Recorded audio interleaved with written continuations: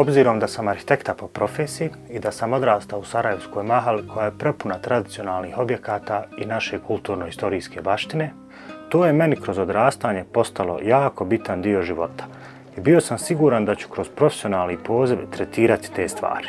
A pošto otac zlatar i u kući imamo zlatarsku radionicu, te dvije stvari su se spojile. Rastao sam s njima i s jedne strane sasvim slučajno se desio taj spoj arhitekture i zlatarstva, ali kada malo bolje razmislim, to je bilo prirodno. A vijećnica kao inspiracija jer sam odlučio da Sarajevo bude početak tretiranja te teme kroz arhitektonski nakit, a vijećnica je definitivno nezaobilazna kada je u pitanju umjetničko stvaralaštvo. Odnos građana prema vijećnici je specifičan i nekako je generacijski.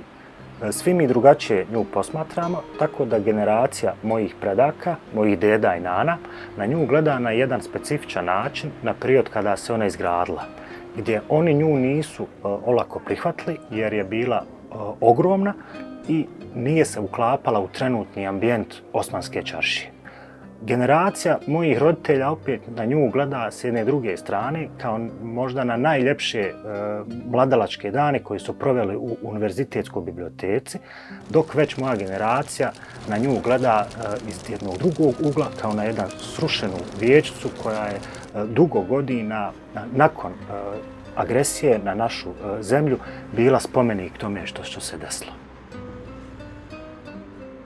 Ja sam jako pozitivno iznenađen kako građani Sarajeva i ljudi koji to nisu, ali zavole ovaj grad, reaguju na naš nakit. Jednostavno, kada prvi put dođu u dodir sa nakitom koji radimo, vidi se ta čista emocija i čista ljubav prema ovom objektu, što je meni zaista bilo fascinantno i zaista nismo očekivali da će do tog doći kad smo tek počeli sa radom.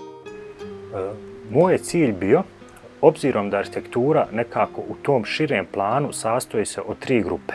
To je urbanizam, sama arhitektura kao oblikovanje i projektovanje građevina i detalj.